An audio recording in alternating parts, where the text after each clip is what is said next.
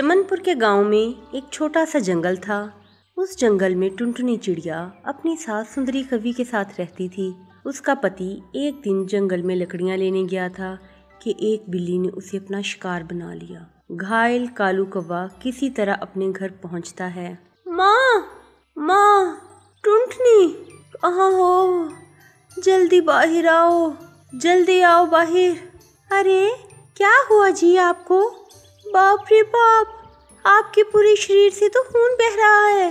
किसने आपकी ऐसी हालत कर दी भगवान? तब तक आप कमेंट में बताएं कि 65 - 0 कितने होते हैं। एक बिल्ली ने टुनटुनी, मैं नहीं बचूंगा। तू घर का और माँ का ख्याल रखना टुनटुनी।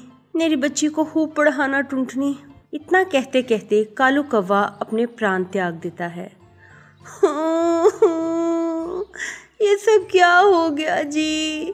अब मैं आपके बगैर कैसे जीऊंगी? पापा उठो ना, मुझसे बात करो ना पापा। सुनहरी मेरी बच्ची, अब तेरे पापा कभी वापस नहीं आएंगे। वो हमें छोड़कर चले गए हैं। वो नहीं आएंगे मेरी बच्ची दोबारा। टुनटुनी धाड़े मारकर रोए जा रही थी। तभी सुंदरी कवि गुस्से से वहां आ जाती है। अरे करमजली, मेरे बेटे को खा गई, अब रोने धोने का नाटक क्यों कर रही है? मेरे बेटे को खा गई, तू मनहूस है मनहूस।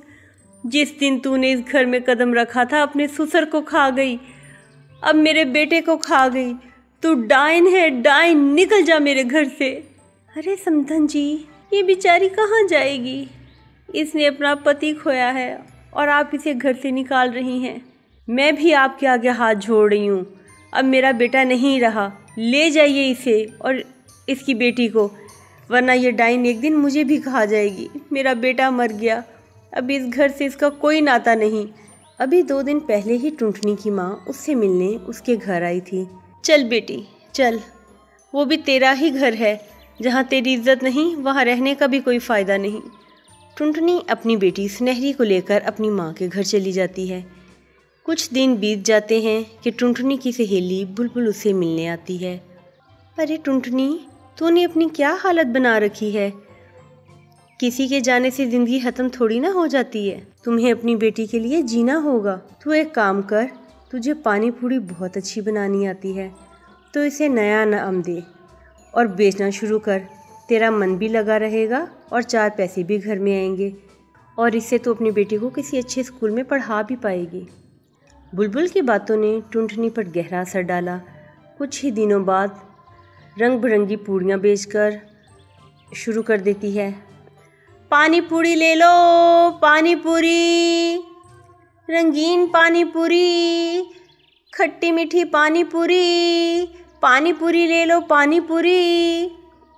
बहुत जल्द टुनटुनी की पानी पूरी की डिमांड बढ़ जाती है। टुनटुनी की पानी पूरी की तारीफ उसकी सास सुंदरी कवि को भी मिलती है। उसे अपने किए पे बहुत पछतावा होता है। वो उसकी माँ के घर जाती है।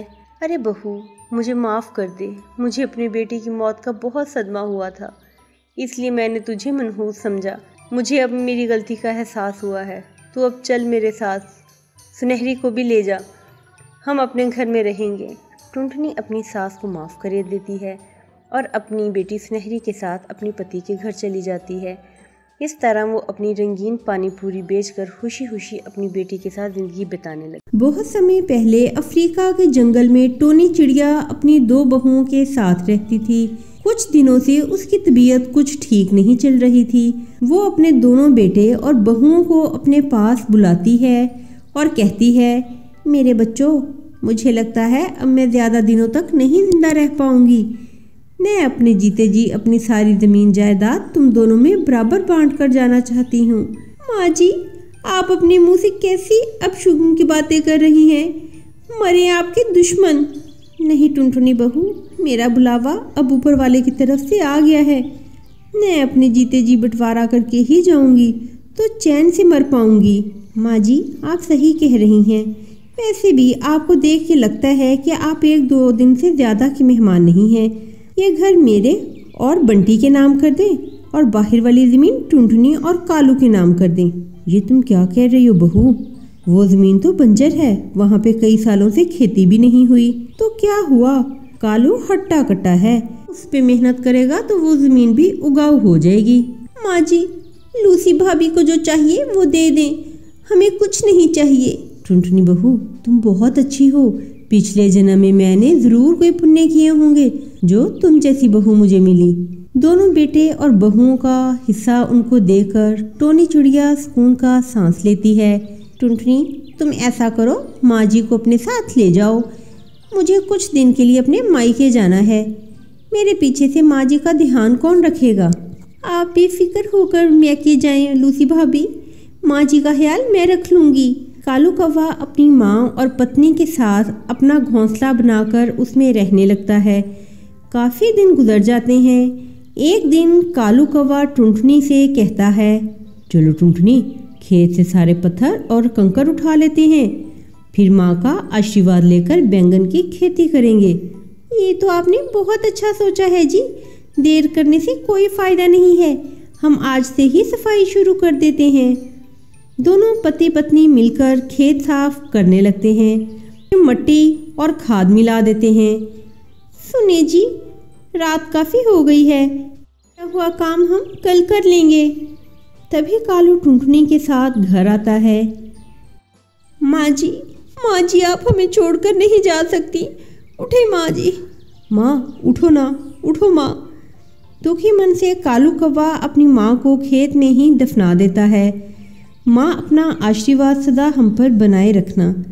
अगले दिन कालू खेत में बैंगन के छोटे छोटे पौधे लगा देता है और दिन रात उसकी अच्छी तरह से देखभाल करने लगता है। देखते ही देखते उसके खेत में बैंगन की फसल लहराने लगती है। मैं देख रही हूँ कि अपने खेत में बैंगन की फसल कितनी सुंदर लग रही है।